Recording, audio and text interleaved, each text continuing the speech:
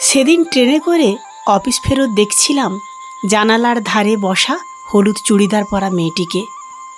আমি সাধারণত এই কামরায় উঠি না। আজ ছুটতে ছুটতে এই কামরা সামনে পেলাম, নইলে ট্রেনটা মিস হয়ে যেত নির্ঘাত। মেয়েটাকে চোখে পড়ছিল এই কারণে কতকগুলো ছেলে মিলে ওই দিকটাতে বড্ড হৈ হৈ করছিল। এমনিতে সারা ট্রেন প্রায় হালকা ভিড়, ফাঁকা সিট এদিক ওদিক, কিন্তু ছেলেগুলোর ভিড় ওই মেয়েটার কাছে। বুঝতে পারছিলাম মেয়েটাকে ডিস্টার্ব করছিল তারা। আমি মেয়েটাকে পেছন থেকে দেখতে পাচ্ছি। ছেলেগুলোর মধ্যে একজন মেয়েটার দিকে চেপে বসেছে, কথা বলতে বলতে হেসে তার গায়ের উপরে হেলে পড়ছে। মেয়েটি অস্বস্তি অনুভব করে কিছু একটা বলতেই এক কথা দুই কথায় কথা কাটাকাটিতে চলে গেল প্রায়। অনেকের মতো আমিও অনেকক্ষণ ধরে খেয়াল করলেও বারবার না দেখার ভান করে চোখ সরিয়ে নিচ্ছিলাম। বিরক্ত লাগছিল। কোথায় ভাবলাম একটু ঘুমিয়ে ফিরব, দূর যত সব ঝামেলা। মেয়েটির গন্তব্যস্থল মনে হয় এসে গিয়েছিল। সে উঠে দাঁড়িয়ে জায়গা থেকে বের হবার চেষ্টা করল, কিন্তু ছেলেগুলো তাকে সিটের জায়গা থেকে কিছুতেই বের হতে দিচ্ছিল না। মেয়েটি বোধহয় বারুইপুরে নামবে, বারবার বলছে সাইড দিতে, কিন্তু ওরা পরস্পরের হাঁটু দিয়ে মেয়েটার বের হবার রাস্তা আটকে দিয়ে মজা দেখছে আর খ্যাঁখে করে হাসছে। হালকা ভিড় ট্রেনে সবাই দেখতে পাচ্ছে, কিন্তু কিছু বলছে না, যেন মজা দেখছে সবাই, আমিও। কেউ কেউ বলছে একা মেয়ে যখন লেডিসে উঠলেই তো ভালো ছিল। কে যেন বলল এই রাতে একা বের হওয়া ঠিক হয়নি মেয়েটার। কেউ আবার বলল মেয়েটার নিশ্চয়ই লটর ঘটর আছে ওদের কারোর সাথে, নইলে এত মেয়ে থাকতে। ট্রেনের গতি ধীর হয়েছে, কয়েক সেকেন্ডের মধ্যে থামবে বারুইপুরে।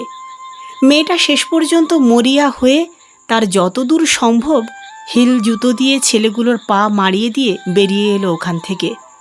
কারণ ছেলেগুলো আ করে উঠতেই তাদের মধ্যে একটা ছেলে রেগে মেয়েটার ওড়না টেনে ধরতেই মেয়েটা তার হাতের ব্যাগ দিয়ে সজোরে তার হাতে মারতেই ছেলেটা নিজের হাত ধরে কোঁকিয়ে উঠল।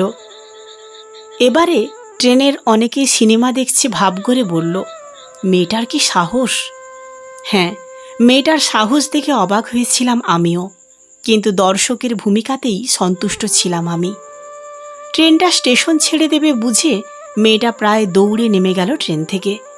তার পেছনে হৈ হৈ করতে করতে ওই চারটে ছেলেগুলো। আমরা সবাই দেখলাম, একে অপরের মুখের দিকে তাকালাম, কিন্তু কেউ কিছু বললাম না। তবে অনেকেই পাশের জনকে বলল ছেলেগুলো কিন্তু মোটেই ভালো নয়। এখন রাত প্রায় 8টা। আমরা প্রত্যেকে বুঝতে পারছি মেয়েটার কতটা ক্ষতি হতে চলছে বা হতে পারে। তবে এটা বুঝেও না বোঝার ভান করে নিজের মনকে বোঝাচ্ছি, দূর এখন চারিদিকে লোকজন, আলো, নিশ্চয়ই কিছু হবে না।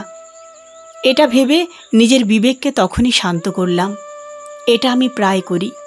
বিবেকের দরজায় যখন কেউ কড়া নাড়ে, আমি তখন নিজের স্বার্থ ছাড়া দরজা খুলি না কিছুতেই। নিজেকে বোঝাই কি দরকার অযথা ঝামেলাতে গিয়ে, নিজের সংসার আছে, অতএব কোনো সমস্যাতে নিজেকে জড়ানোর দরকার নেই।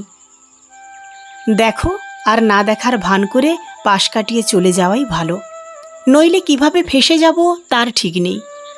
এই সব ভেবে নিজের সপক্ষে যুক্তি দিয়ে নিজের বিবেককে শান্ত করতে পারি আমি ভীষণ রকম।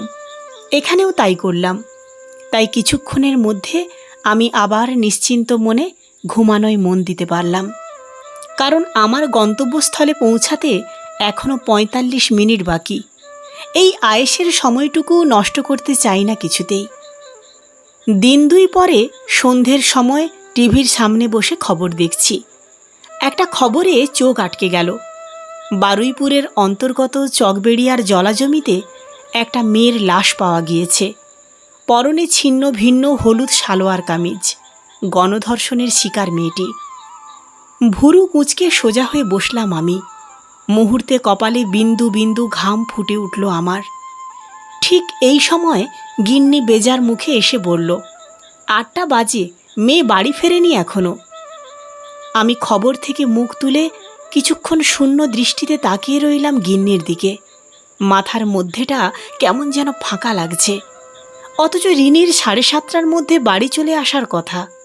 গিন্নি বলছে ফোন করছি, ফোন নট রিচেবল বলছে। আমার মাথায় তখনও গমগম স্বরে বাজছে টিভির বলে যাওয়া খবরটা।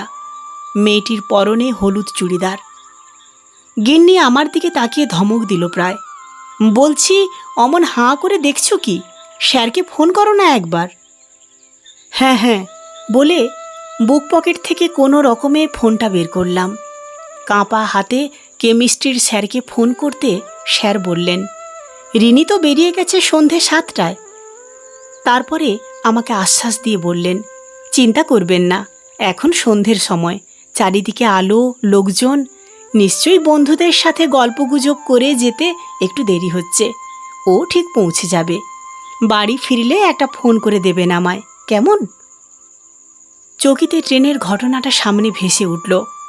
আমিও তো ঠিক এটাই ভেবে নিজের মনকে বোধ দিয়েছিলাম। লোকজন, আলো, কিন্তু নিউজ চ্যানেলে তখনও ক্রমাগত ঘোষণা করে চলেছে মেয়েটার খবর, লাশের পাশে পড়ে থাকা মোবাইল ফোন। চোখের সামনে হলুদ চুড়িদার পরা মেয়েটার অবয়ব ভেসে উঠল যেন। কতই বা বয়স হবে, রিনির থেকে হয়তো কিছুটা বড়। নিজেকে কেমন যেন অবশ লাগলো হঠাৎ। ধপ করে বসে পড়লাম চেয়ারে। বুকের কাছটাতে কেমন ব্যথা করতে লাগলো। চোখ মুখ কুঁচকে উঠল আমার। গিন্নি আমার মুখের দিকে তাকিয়ে ভয়ে কাঁদতে কাঁদতে আমার চোখে মুখে ঘাড়ে জল দিতে লাগলো। আমি জানি না কি হয়েছে আমার, শুধু এখন মনে হচ্ছে আমি বা আমরা কি পারতাম না সেই সময় ছেলেগুলোকে ধমক দিতে, ছেলেগুলোর হাত থেকে তখনই মেয়েটাকে বাঁচাতে। মেয়েটাকে তাহলে ওরা শেষ পর্যন্ত টেনে নিয়ে গিয়ে, উফ, নিজের বিবেক যন্ত্রণায় আমার কেমন অস্থির লাগছে যেন। বারবার মাথায় আসছে রিনির ফোনটা নট রিচেবল কেন বলছে। কি হলো আমার মেয়েটার? প্রায় 8:30 বাজতে চলল। সেদিনও কি ওই মেয়েটির ফোনও এইভাবেই নট রিচেবল বলছিল? ওর বাবা মাও কি সেদিন? আর ভাবতে পারছি না। কোনো রকমে নিজেকে ধাতস্থ করে উদ্ভ্রান্তের মতো জামা প্যান্ট পরে বাইক বের করলাম আমি। কিন্তু কোথায়, কতদূর যাব? কোথায় খুঁজব মেয়েকে? এখানে আশেপাশের কোথাও অন্ধকার জায়গায়, নাকি কোথাও জলা জমিতে? মেয়েকে কি আর সুস্থ অবস্থাতে ফিরে পাবো? এসব চিন্তায় দিশেহারা আমি গাড়ি স্টার্ট দিলাম। গিন্নি দরজার কাছে দাঁড়িয়ে মুখে আঁচল চাপা দিয়ে কাঁদতে থাকলো। আমার কানে শুধু ভেসে চলেছে একটাই খবর, পরনে হলুদ চুড়িদার মেয়েটিকে। ওই মেয়েটির বাবাও নিশ্চয়ই সেদিন রাতে আমার মতোই অসহায়ভাবে মেয়েকে খুঁজতে বের হয়েছিল। আর ভাবতে পারছি না আমি। কেমিস্ট্রি স্যারের বাড়ি থেকে ফেরার পথটুকুর অলি গলিতে অন্ধকার দেখলেই ঢুঁ মেরে আসলাম। না, মেয়ে আমার কোথাও নেই। নিজেকে খুব অসহায় মনে হচ্ছে এখন। চোখ দিয়ে জল গড়িয়ে পড়ল আমার। এমন সময় গিন্নির ফোন এলো। মেয়ে এইমাত্র ফিরেছে।